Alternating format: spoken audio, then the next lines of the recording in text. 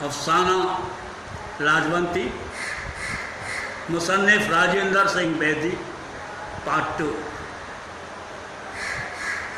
लेकिन मुहैया औरतों में ऐसी भी थीं जिनके शौहरों, जिनके माँ बाप, बहन और भाइयों ने उन्हें पहचानने से इनकार कर दिया था। आखिर वो मर क्यों न गई? अपनी अफ़त और असमत को बचाने के लिए उन्होंने जहर क्यों न खा लिया? कुएं में छलांग क्यों न लगा दी? तो बुज़दिल थी जो इस तरह ज़िंदगी से चिमटी हुई थी। सैकड़ों हज़ारों औरतों ने अपनी असमत लुट जाने से पहले अपनी जान दे दी, लेकिन इन्हें क्या पता कि वो ज़िंदा रहकर किस बहादुरी से काम ले रही हैं, कैसे पथराई आंखों से मौत को घूर रही हैं। ऐसी दुनिया में जहाँ उनके शौहर तक उन्हें नहीं पहचानते, पर उनमें से कोई जी ही जी में अपना नाम दोहराती, सुहाग बनती, सुहाग वाली, और अपने भाई को इस जमे गफ़ीर में देखकर आखिरी बार इतना कहती, तू भी मुझे नहीं पहचानता? मैंने तुझे गोदी खिलाया था रे। और बिहारी चिल्ला देना चाहता। फिर वो माँ बाप की तरफ देखता और माँ बाप अपने जिगर पर हाथ रख के नारायण बाबा की तरफ देखती, और नहायत बेबसी के आलम में नारायण बाबा आसमान की तरफ देखता, जो दरअसल कोई हकीकत नहीं रखता और जो सिर्फ हमारी नज़र का धोखा है, जो सिर्फ एक हद है जिसके पार हमारी निगाहें काम नहीं करती। लेकिन फौजी ट्रक में मिस सारा भाई तबादले में जो औरतें लाईं, उनमें लाजू न थी। सुंदर लाल ने उम्मीद और बीम से आखिरी लड़की को ट्रक से नीचे उतरते देखा, और फिर उसने बड़ी खामोशी और बड़े अज़्म से अपनी कमेटी की सरगर्मियों को दो चंद कर दिया।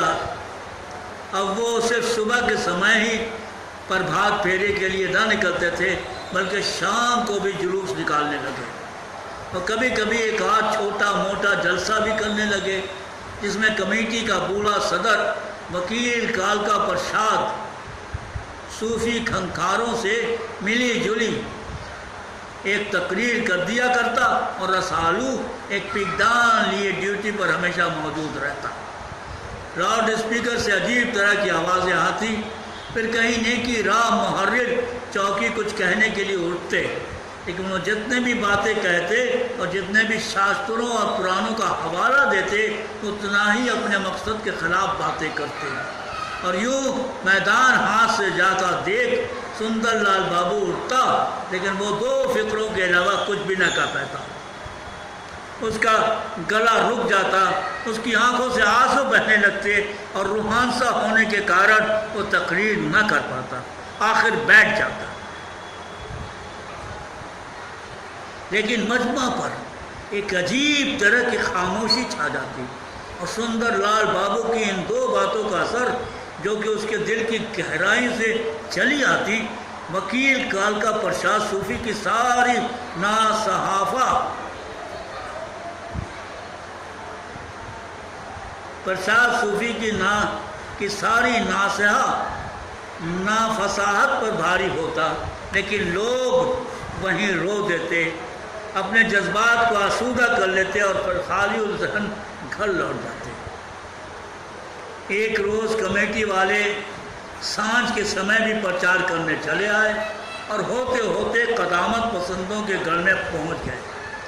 मंदिर के बाहर पीपल के पेड़ के इर्द गिर्द सीमेंट के थड़े पर कई श्रद्धालु बैठे थे, और रामायण की कथा हो रही थी।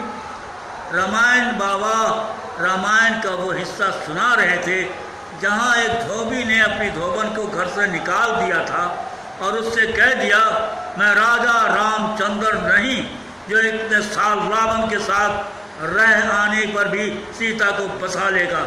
और रामचंद्र जी ने महासतुंती सेना को घर से निकाल दिया, ऐसी हालत में जबकि वो गर्भवती थी।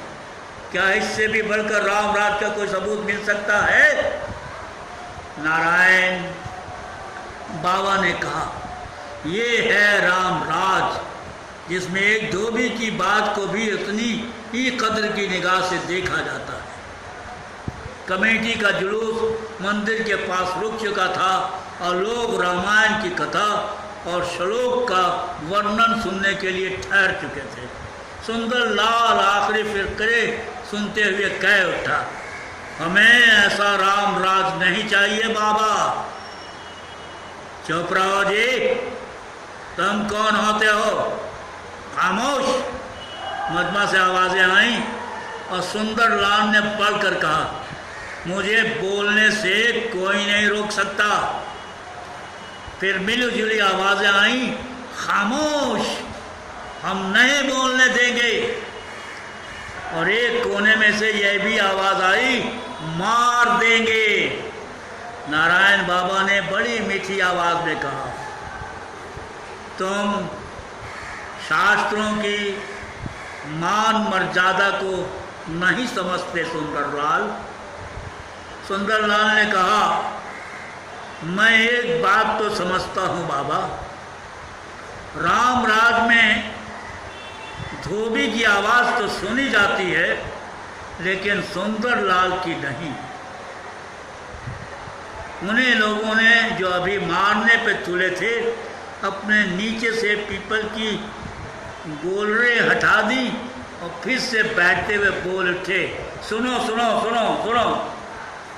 रसालू और नेकी राम ने सुंदरलाल बाबू को ठोका दिया और सुंदरलाल बोले, श्री राम नेता थे हमारे, पर ये क्या बात है बाबा जी, उन्होंने धोबी की बात को सत्य समझ लिया मगर इतनी बड़ी महारानी के सत्य पर विश्वास न कर पाए।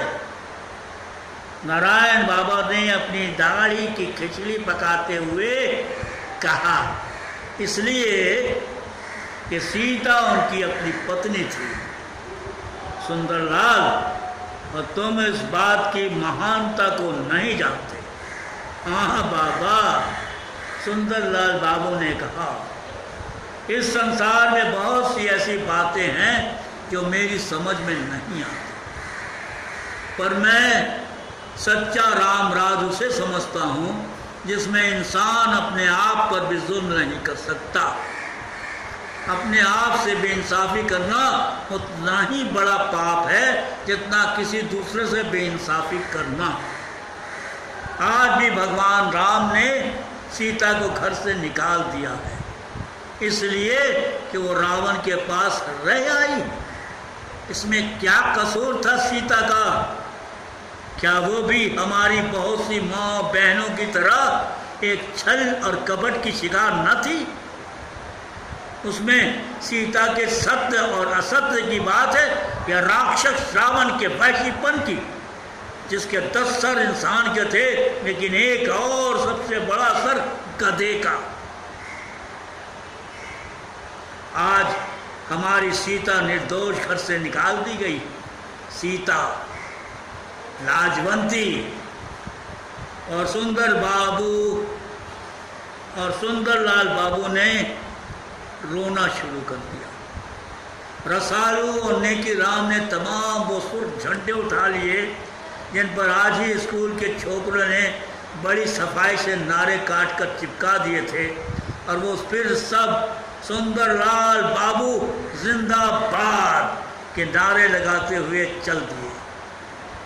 जुलूस में एक ने कहा, महासती सीता जिंदाबाद। एक तरह से आवाज आई, श्री रामचंद्र। और फिर बहुत सी आवाज़ें, खामोश खामोश। और नारायण बाबा की महीनों की कथा अकारत चली गई।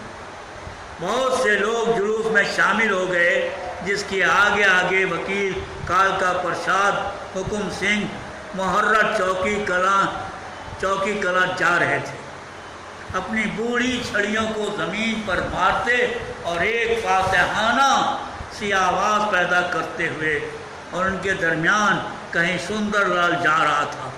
उसकी आंखों से अभी तक आंसू बह रहे थे। आज उसके दिल को बुरी तरह ठेस लगी थी और लोग बड़े जोश के साथ एक दूसरे से मिलकर गा रहे थे, हथलैया कुमलानी